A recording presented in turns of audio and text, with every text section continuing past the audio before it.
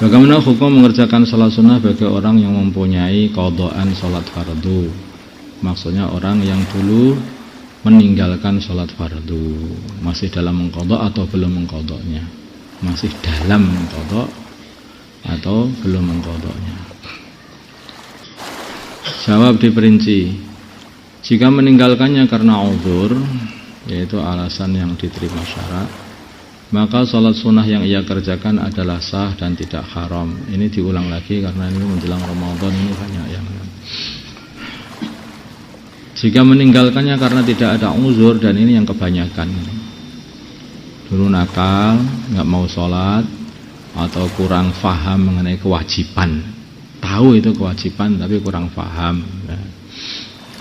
Ya, seperti kewajiban pakai helm, tapi nggak pakai faham.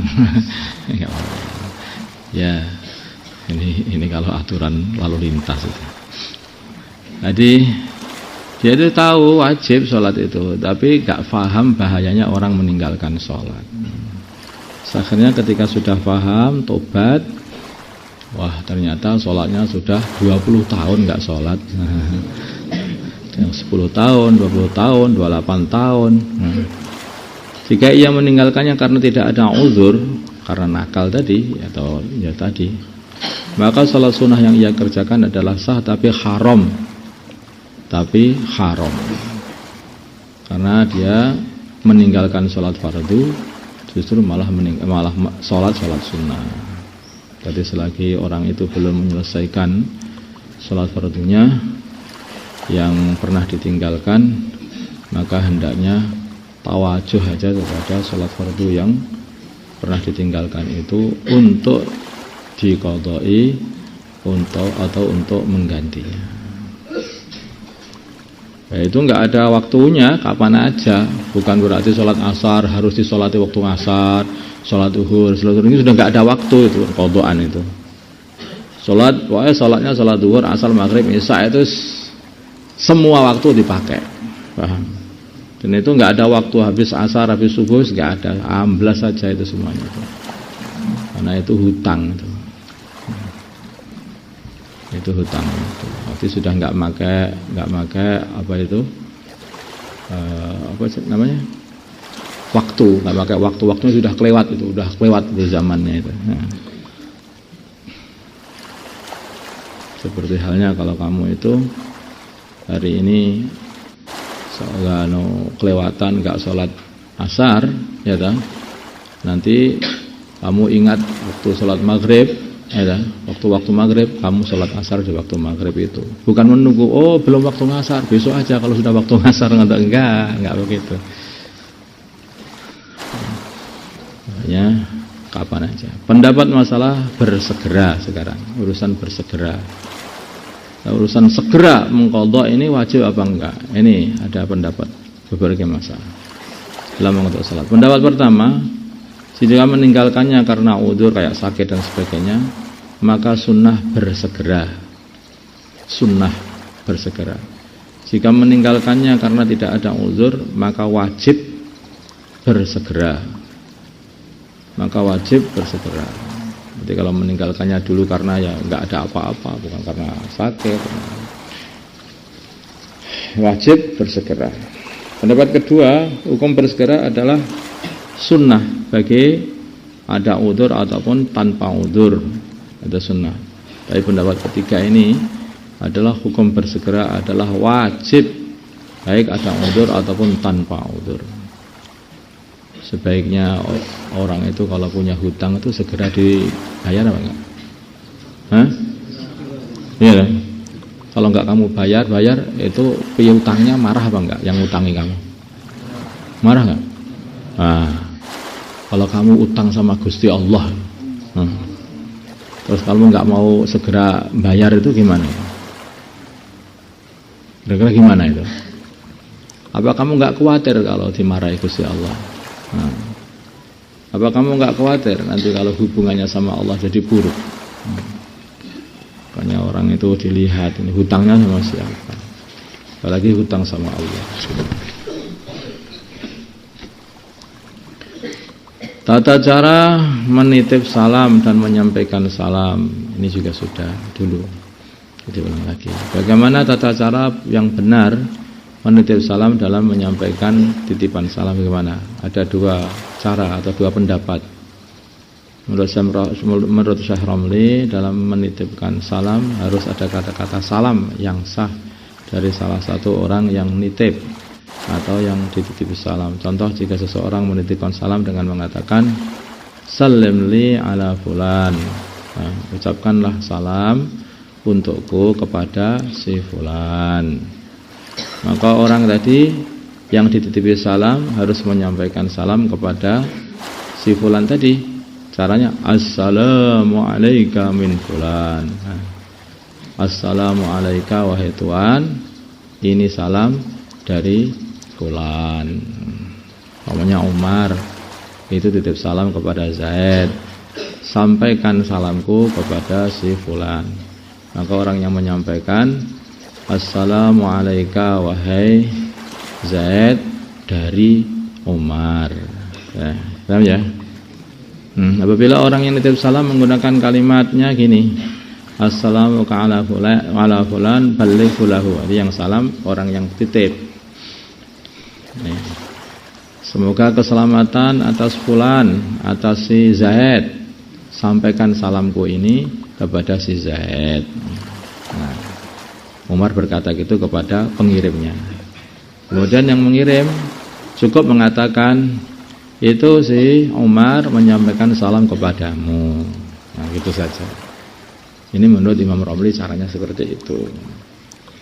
Kalau yang titip mengatakan sampaikan salam, maka yang dititipi nyampaikan assalamualaikum.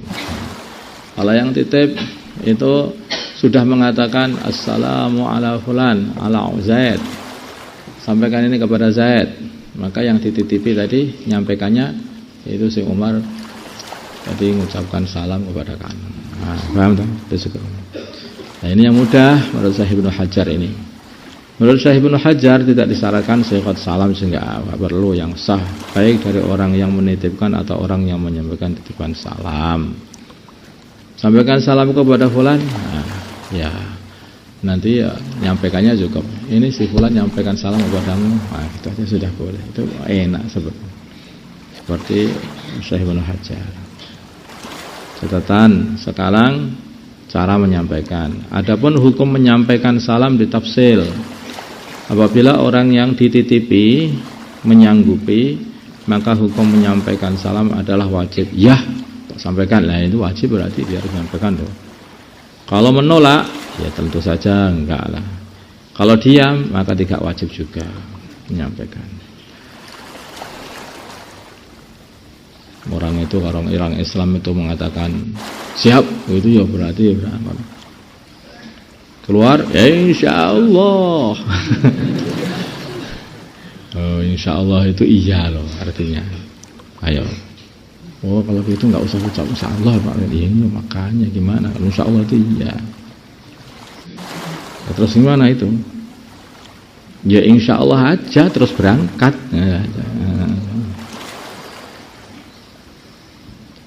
Apabila orang, itu kata orang itu, insya Allah maksud saya itu kalau Allah menghendaki, biar keluar dari kata-kata mengatakan iya. Adapun hukum menyampaikan salam ditafsil. Apabila orang yang dititipi menyanggup, ya udah. Hukum menjawab titip salam, hukumnya adalah wajib. Kalau ada titipan salam kepadamu, hukumnya wajib menjawab. Cara menjawab titipan salam bagaimana? Cara menjawabnya adalah Waalaikumsalam. Semoga atas kalian, atas kamu dan orang yang menyampaikan salam itu kepada aku juga keselamatan. Semoga keselamatan atas kamu dan juga orang yang menyampaikan salam kepada aku. Atau alaihi salam juga enggak apa-apa.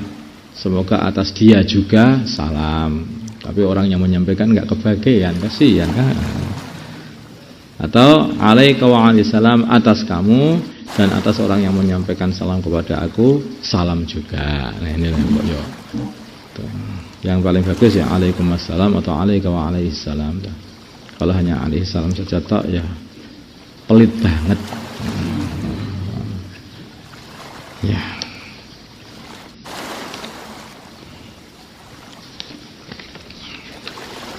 Hukum menyelonjorkan kaki ke arah kiblat. Ini banyak pelajaran ini di waktu keluar, masalah menyelonjorkan kaki di arah kiblat, ya kan? Nah, terus mudzakarah ketika keluar. Sebetulnya hukumnya itu gimana tuh sebetulnya? Itu menurut orang pondokan itu gimana itu sebetulnya? Kan harus dimasukkan dalam urusan pondokan ini. Bagaimana hukum menyelonjorkan kaki ke arah kiblat? Diperinci. Jika dalam keadaan tidur, termasuk salah satu cara tidur yang disunnahkan adalah meluruskan kaki ke arah kiblat. Nah, dalam mazhab Syafi'i itu begitu, justru itu tidur sunnah, menyelonjorkan kaki ke arah kiblat. Karena itu berarti menghadap kiblat, kayak seperti orang sholat, ya kan? Nah, itu termasuk tidur yang baik. Jika dalam keadaan duduk di dalam sholat, hukumnya makruh. Jadi ketika duduk dalam sholat, kakinya diselonjorkan. Bisa aja, tapi makruh. Nah, dalam sholat.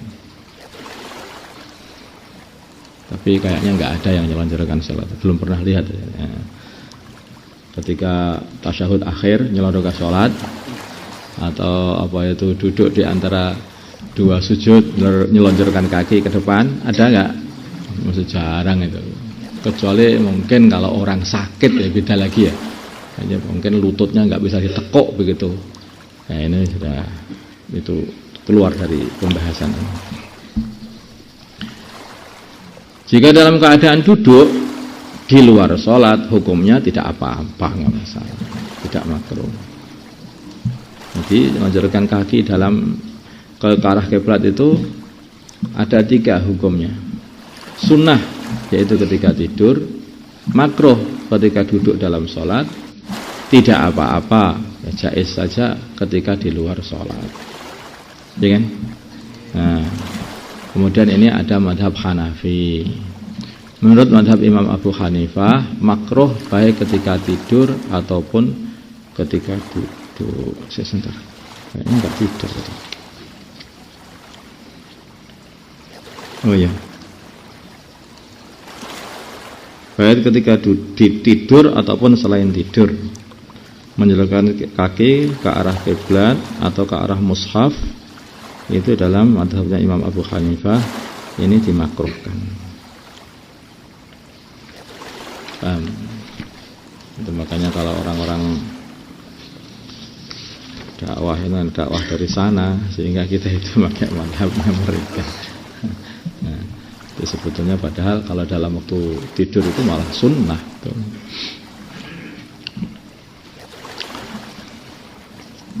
Bisa.